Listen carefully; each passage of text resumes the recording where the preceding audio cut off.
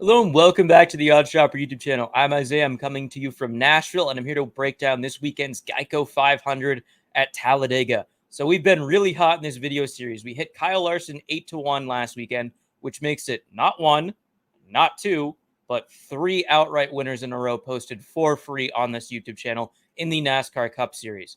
So we're going to get into the picks today. I'm going to do a race preview.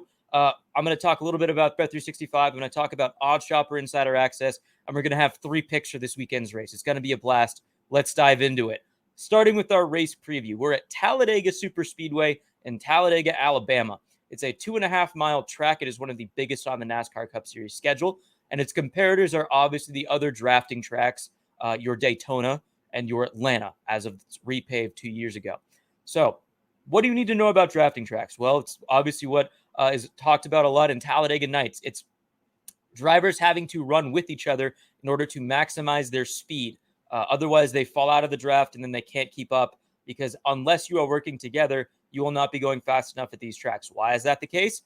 Well, NASCAR runs limited packages called the Super Speedway package. It used to be called the restrictor plate, but they've changed it around since then. That limit the speeds that each car has, because if they had their maximum speed available at these tracks, they would run at speeds far too fast for safety, and so NASCAR has regulated their speeds. However, that has created this drafting effect where because drivers are limited artificially, it makes the field a lot closer in competition, which requires drivers to draft with one another to run fast effectively. So the other thing to know about super speedway racing is that it's kind of a lottery. You have lots of factors outside of a driver's control because of how close they're running with other drivers in the field. That doesn't necessarily mean that it's all random chance. For example, Ford's led 60% of the laps or so at Daytona this year in the Daytona 500, and they led 85% of the laps at Atlanta. So I'm going to be targeting Ford drivers in this video for that reason. Another note for the weather, some rain is expected on Friday, but nothing for Saturday or Sunday, so you shouldn't be super worried about that. You don't need to keep that on your radar. And yours truly will be at the race this weekend. I'm looking forward to it. It'll be my first time at Talladega. Great. Before we get into the picks, I want to talk about Bet365. You can see the banner up there that they're doing a promotion. You can bet $1, and it used to be $365, but now it's down to $200. So you can get $200 back in bonus bets. So knowing me, that means I'm going to place the safest $1 or the safest money line for $1 on the day, and then I'm going to take my $200 in bonus bets and place them on NASCAR.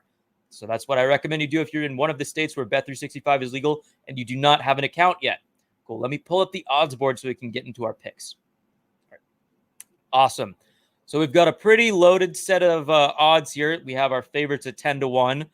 We have drivers trading as long as 100-1, but we're not going to be betting on BJ McLeod, unfortunately. We're going to start with my favorite driver at this track for this weekend, Brad Keselowski at 14-1. You can find this number at 15-1 at DraftKings still. I would be surprised if that number is on the board by the time the green flag flies. So who is Brad Keselowski? He's the driver of the number 6 RFK Racing Ford, as I said earlier. Further, he is also the winningest active driver at Talladega with 6 wins. That is ridiculously impressive. I think that he should be the favorite at this race pretty much every time we come here. So it's a little surprising to see him behind 4 other guys in the odds board.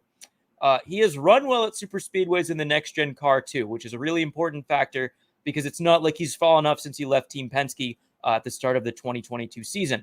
He led the most laps in both last year and this year's Daytona 500. He also finished 4th at Daytona this year and 2nd at Atlanta this year. So those are really strong performances. I think there's a bunch of value on him at 15-1.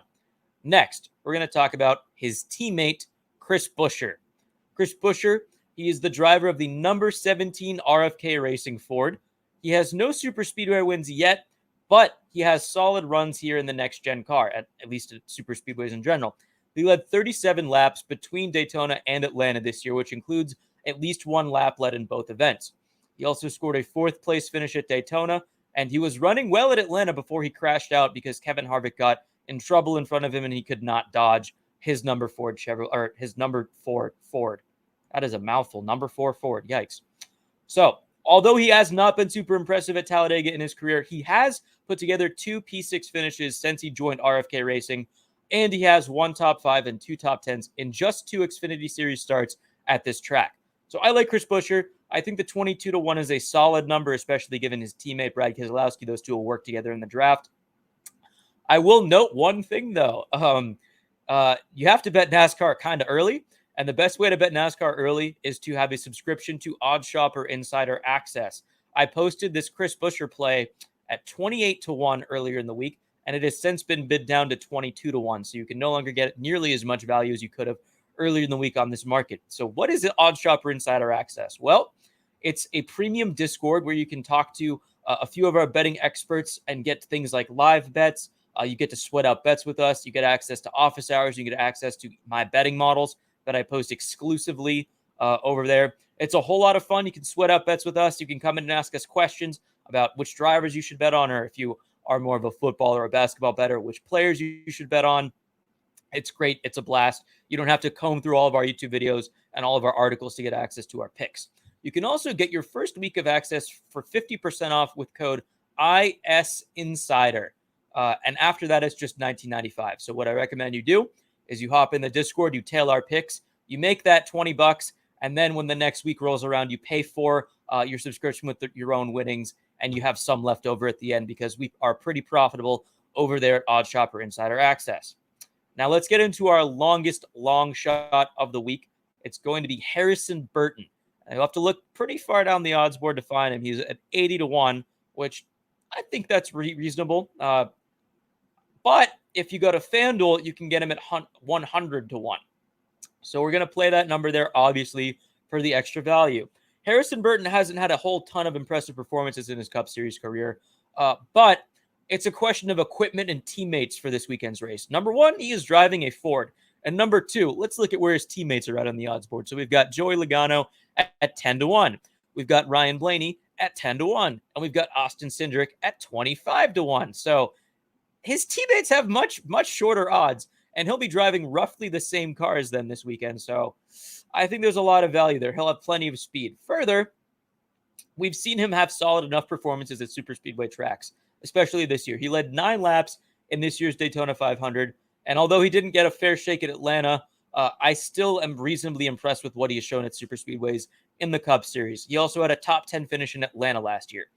So I think Harrison Burton, he's a solid long shot at odds of 100-1. You can't really turn that down. Just get a little bit of exposure to that just in case something crazy happens. I also like him to get a top 10 finish at 3-1. You can buy that number at both Bet365 and at FanDuel. That's a solid price for him to finish top 10, especially since he should be working with the Fords and his Team Penske teammates for most of the day. Alrighty, let me pull this odds board out of here so we can go through our recap. So, who are our outrights this weekend? We've got 3 from the video, and we've got 1 extra long shot that I posted in the article online at oddshopper.com, and OddsShopper Insider Access users get access to 2 more outrights exclusively. So, but this weekend's card for the video: number 1, Brad Keselowski, 15-1 at DraftKings. Number 2, Chris Buescher, 22-1 at BetMGM. Again, Insider Access subs got that at 28-1 earlier in the week. So you're missing out on a little bit of value and a whole lot of fun over there. Number 3, Harrison Burton at 100-1 at FanDuel. That's as low as 80-1 at some places. I am a big fan of that deal, especially given the car he's driving. Awesome. It's been a pleasure. Hopefully we can keep this winning streak rolling. Please like and subscribe if you thought this content was useful. And I hope to see you back here next week as we talk about next weekend's race. Alrighty. Take care.